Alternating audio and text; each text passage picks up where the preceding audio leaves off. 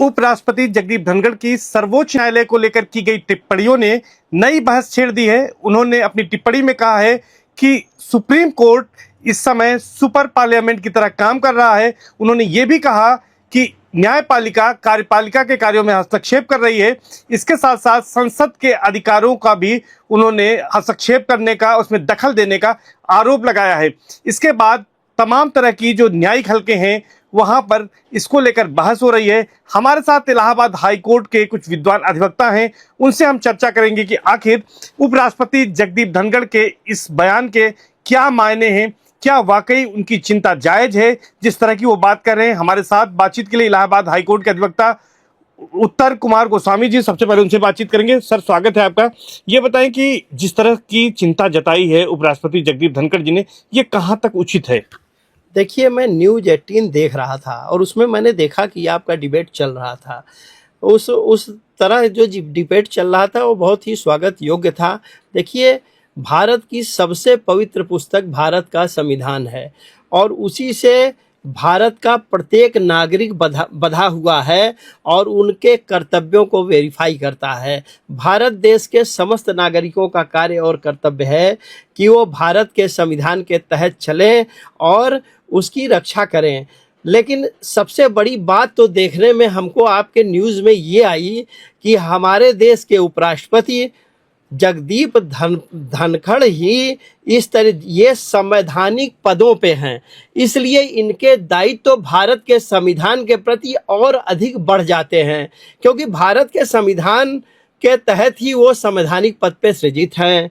हमारा जब आप देखेंगे तो भारत के संविधान के अनुसूची 3 देखेंगे तो उसमें 8 प्रकार के शपथ देने की व्यवस्था वर्णित है, जिसमें जब पहला आप देखेंगे तो वो कहता है कि संघ और मंत्रियों को शपथ देने के लिए पद पे शपथ देने की बात करता है। जब 2 कॉलम देखते हैं तो आप उनके गोपनीयता की बात करता है, अर्थात संवैधानिक पदों पे आसीन व्यक्तियों की संविधान के प्रति चूंकि उनके पास एक न्यायिक प्रक्रिया जुडिशियल प्रोसेस समझाने के लिए एक अलग से कानून मंत्रालय है, कानून के लोग हैं, भारत का सर्वोच्च न्यायालय से भी राष्ट्रपति किसी भी मैटर में कानूनी सलाह ले सकता है, जैसा कि संविधान कहता है।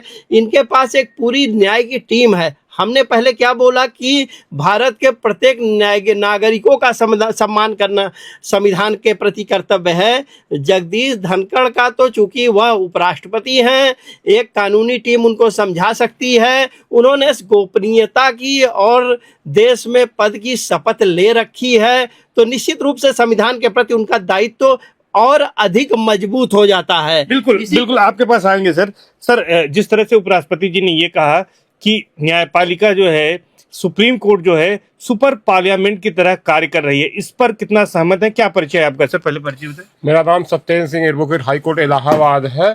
मैं उनके इस बात से सहमत कतई नहीं हूँ, क्योंकि सुप्रीम कोर्ट का काम संविधान के अनुसार समस्त चीज़ों की गणना करके, उसको अवलोकन करके देख के करना होता है, न कि कार्यपालिका की तरह वो काम कर रही है। यह आरोप उनके द्वारा लगाए गए सही नहीं लगते, क्योंकि यह कहीं से प्रेरित लगते हैं। सर, आपको क्या लगता है कि जिस तरह की बात उन्होंने कही और उन्होंने यहाँ तक कह दिया कि न्यायपालिका कार्यपालिका के कार्यों में हस्तक्षेप कर रही है और जो संसद के अधिकारों का भी हनन करने का उन्होंने आरोप लगाया है? अभी आपने देखा कि कुछ ही महीनों पहले आपने देखा माननीय उच्च न्यायालय के द्वारा इनके खिलाफ फाइलिंग संवैधानिक पद पे बने न रहने को लेकर के एक मुकदमा दाखिल हुआ उच्च न्यायालय में, और उस मुकदमा दाखिल हुआ उसमें इनको इशू नोटिस जारी हुआ। और उसके बावजूद भी भारत के उपराष्ट्रपति अपने अब आ गए हैं पुनः उसी स्पीच पे और सुप्रीम कोर्ट के खिलाफ बोल रहे हैं। आर्टिकल 32 के तहत सुप्रीम कोर्ट को भारत की जनता के प्रति अगर कोई किसी का मूल अधिकार हनन होता है तो अधिकार दिए गए हैं। उच्च न्यायालय को आर्टिकल 226 के तहत अधिकार दिए गए हैं। केशवानंद भारती का केस जगदीश धनखड़ के सामने है, उपराष्ट्रपति के सामने है। सारे उनको उसके बारे में भारत में समस्त बुद्धिजीवी वर्ग केशवानंद भारती के केस का सम्मान करते हैं, जिसमें साफ साफ कहा गया है कि संविधान का मूल ढांचा article 368 history of amending power में भी सदन, लोकसभा, राज्यसभा भी संविधान का मूल ढांचा बदल नहीं सकता है। यह पूछने पे कि संविधान का मूल ढांचा क्या रहेगा, सुप्रीम कोर्ट कहता है हम समय समय पर बताएंगे, और उसके बावजूद भी धड़कर इस प्रकार की टिप्पणी न्यायालय के प्रति करते हैं, वह बिल्कुल गलत है। ऐसा उनको नहीं करना चाहिए। संवैधानिक पदों पे आसीन किसी भी व्यक्ति को सुप्रीम कोर्ट के खिलाफ टिप्पणी नहीं करना चाहिए। सुप्रीम कोर्ट सुप्रीम है, उस पर टिप्पणी उचित नहीं है। लोकतंत्र की रक्षा के लिए सुप्रीम कोर्ट सुप्रीम है, नो डाउट है। संविधान उसको समर्पित करता है और उसी हिसाब से देश चल रहा है। सभी लोगों को सुप्रीम कोर्ट के अनुरूप ही चलना चाहिए। जहां विधायिका, कार्यपालिका, न्यायपालिका की बात आती है, separation and power and check and balance पे संविधान डिजाइन किया गया है, जिसमें सुप्रीम कोर्ट को सर्वोच्च शक्ति दी गई है और कानून बनाने का अधिकार सदन को दिया गया है। क्योंकि सदन के लोग जनता में रहते हैं, यहाँ लोकतंत्र है। लोकतंत्र की रक्षा के लिए जिस तरीके से संविधान सेंट्रल हॉल में डिजाइन किया गया है, उसमें कोई भी गड़बड़ी नहीं है।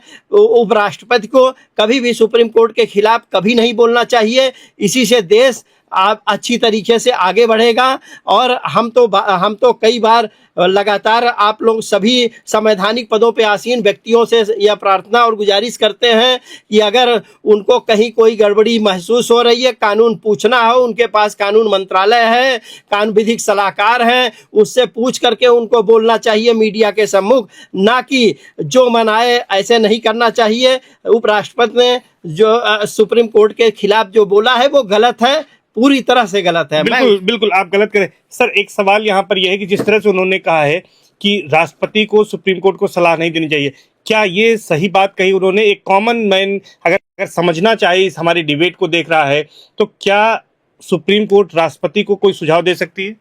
सुप्रीम कोर्ट है, वह सलाह पूरे हिंदुस्तान को देने के लिए है, जिसमें राष्ट्रपति, उपराष्ट्रपति सभी कवर्ड हैं। और एक तरीके से सुप्रीम कोर्ट हर एक चीज की समीक्षा करके तभी कोई बात आगे कुछ कहती है। सर, लेकिन एक बड़ा महत्वपूर्ण सवाल इसमें ये जोड़ा जा रहा है, उन्होंने ये भी कहा है कि संसद के जो अधिकार हैं, जो उसको भी उसका हनन किया जा रहा है सुप्रीम कोर्ट की ओर से। ये कहाँ तक उचित और किस परिप्रेक्ष्य में कहा होगा? देखिए, संसद के अधिकार को हनन सुप्रीम कोर्ट बिल्कुल नहीं कर रहा है। सुप्रीम कोर्ट संसद का हमेशा सम्मान करता आया है और कभी भी सुप्रीम कोर्ट ने किसी भी ऐसे जजमेंट में नहीं लिखा है। सुप्रीम कोर्ट बार बार कह रहा है कि कानून बनाने की शक्तियां सदन में, लोकसभा, राज्यसभा में निहित हैं।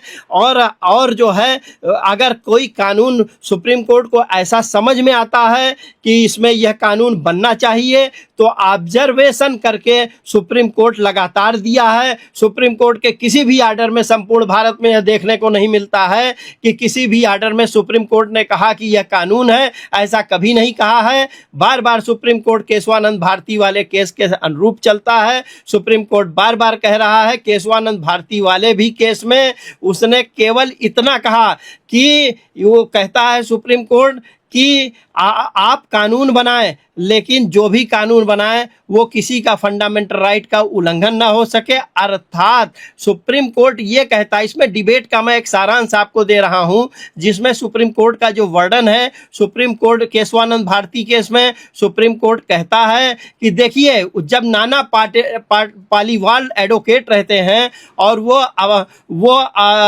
सुप्रीम कोर्ट में आर्गुमेंट करते हैं केशवानंद भारती वाले केस में, और भारत सरकार भी अपना शपथ पत्र देती है, और भारत सरकार शपथ पत्र देती है 368 हिस्ट्री ऑफ अमेंडिंग पावर के तहत सदन कानून निर्माण कर सकता है। सुप्रीम कोर्ट कहता है यस, सदन कानून निर्माण कर सकता है, लेकिन सुप्रीम कोर्ट इसलिए कहता है कि बेसिक स्ट्रक्चर क्या है, बेसिक स्ट्रक्चर ऑफ डॉक्ट्राइन ये कहता है कि सदन किसी भी हाल में सदन आपका संविधान बनाने के मेकर्स नहीं हो सकते। अर्थात जो सेंट्रल हॉल में संविधान लिखा गया और सुप्रीम कोर्ट जो उसकी मॉनिटरिंग कर रहा है, उसमें सदन को कहता है 368 हिस्ट्री ऑफ अमेंडिंग पावर्स के तहत कि केशवानंद भारती वाले केस में संविधान सभा सदन नहीं था, फुल स्टॉप।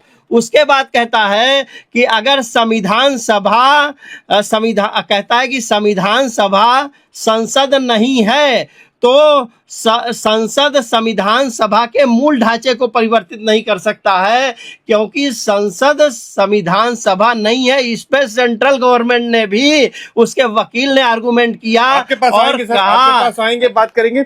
वकील साहब बताइए, क्या नाम है आपका? प्रकाश चंद्र त्रिपाठी। प्रकाश जी, ये बताइए हमको कि जिस तरह की उपराष्ट्रपति जी ने कहा है कि सुप्रीम कोर्ट जो है अब सुप्रीम पार्लियामेंट की तरह चल रहा है, सुपर पार्लियामेंट की तरह, क्या कहेंगे? कितनी सच्चाई, क्या लगता है आपको, वैधानिक है ये? नहीं, जगदीप धनखड़ का बयान जो है पूरी तरह से गलत और बेबुनियाद है, जिसको हम कहना चाहेंगे कि ऐसे बयान नहीं देना चाहिए आपको जी। सर, आपसे जानना चाहेंगे कि आप लोग सभी लोग कंडेम कर रहे हैं, हम अगर नेट सेल में कहें तो उनके बयान को लेकर क्या कहेंगे, और क्या ऐसी स्थितियां हैं कि उपराष्ट्रपति को सुप्रीम कोर्ट को लेकर ऐसी टिप्पणी करनी पड़े? बिल्कुल भी। सभी, मैं बार बार कह रहा हूं, संवैधानिक पदों पे आसीन व्यक्ति जो शपथ पत्र पर जो शपथ लेते हैं, उनको तो हर हाल में संविधान के अनुरूप चलना चाहिए। सुप्रीम कोर्ट हमारे देश का सर्वोच्च न्यायालय है, लोकतंत्र उसी पे टिका हुआ है, देश का विकास उसी पे टिका हुआ है, जैसा कि संविधान वर्णित करता है। इसलिए किसी भी हाल में सुप्रीम कोर्ट के खिलाफ तो किसी को बोलना ही नहीं चाहिए। आप अगर कोई फैसले कुछ गलत आ गए हैं तो सुप्रीम कोर्ट रूल्स में पुनर्विचार की व्यवस्था दी गई है, आप उसमें रिव्यू फाइल कर सकते हैं। अगर एक पक्षी है तो रिकॉल लगा सकते हैं, अगर प्रॉपर हियरिंग है तो रिव्यू फाइल कर सकते हैं, रिव्यू फाइल करके उस पर पुनः विचार होगा। लेकिन जो भी सुप्रीम कोर्ट कह रहा है, संवैधानिक पदों पे आसीन सभी व्यक्तियों को अक्षरशः पालन करना चाहिए, तभी भारत देश का विकास निश्चित है। सर, आपका क्या है, फाइनल कमेंट ले लेते हैं। जिस तरह की बातें सामने आई, सुप्रीम कोर्ट पर उपराष्ट्रपति ने सवाल उठाए, एक नई बहस को जन्म दिया, ये कहां तक उचित है, क्या होना चाहिए? यह कतई किसी भी प्रकार से किसी स्टेज पे उचित नहीं है, क्योंकि इस तरह की अगर बातें होती रहेंगी तो हमारे न्यायपालिका पे असर आएगा। इस असर से पूरी व्यवस्था जो है ध्वस्त होने की संभावनाएं हैं। तो निश्चित तौर पर जगदीप धनखड़ जो कि उपराष्ट्रपति हैं, उन्होंने जिस तरह की बात रखी सुप्रीम कोर्ट को लेकर, प्रयागराज में इलाहाबाद हाईकोर्ट के अधिवक्ताओं की राय है कि यह कतई उचित नहीं है, उन्हें इस तरह की टिप्पणी सुप्रीम कोर्ट पर नहीं करनी चाहिए, क्योंकि सुप्रीम कोर्ट जो है इस मामले में सुप्रीम है, वो कानून को बना सकता है, सुझाव दे सकता है, उसको अधिकार है, और जो लोकतंत्र है उसी पर टिका हुआ है, और लोगों का विश्वास न्यायपालिका में है, और न्यायपालिका में ऐसी व्यवस्थाएं संविधान में दी गई हैं। अगर कोई सुप्रीम कोर्ट के फैसले से असंतुष्ट होता है तो तमाम प्रक्रियाएं हैं वो रिव्यू में जा सकता है और फैसले पर पुनर्विचार के लिए वो मांग कर सकता है। लेकिन सीधे सीधे सवाल उठाना, चाहे वो उपराष्ट्रपति हो चाहे कोई अन्य हो, वो सीधे सीधे अगर सवाल उठाएगा तो इससे न्याय व्यवस्था कमजोर होगी, हमारा संविधान कमजोर होगा, और कहीं से भी ये उचित नहीं है। ऐसा इलाहाबाद हाई कोर्ट के तमाम जो विद्वान अधिवक्ता हैं वो मानते हैं। खास तौर पर हमारे साथ उत्तर कुमार गोस्वामी जी थे, और दूसरे अधिवक्ताओं ने भी यही बात कही है, और उनका मानना है कि कम से कम उपराष्ट्रपति जगदीप धनखड़ को सीधे सीधे सुप्रीम कोर्ट से इस तरह के टकराव की बात नहीं करनी चाहिए। सर्वेश दुबे, न्यूज़ 18, प्रयागराज।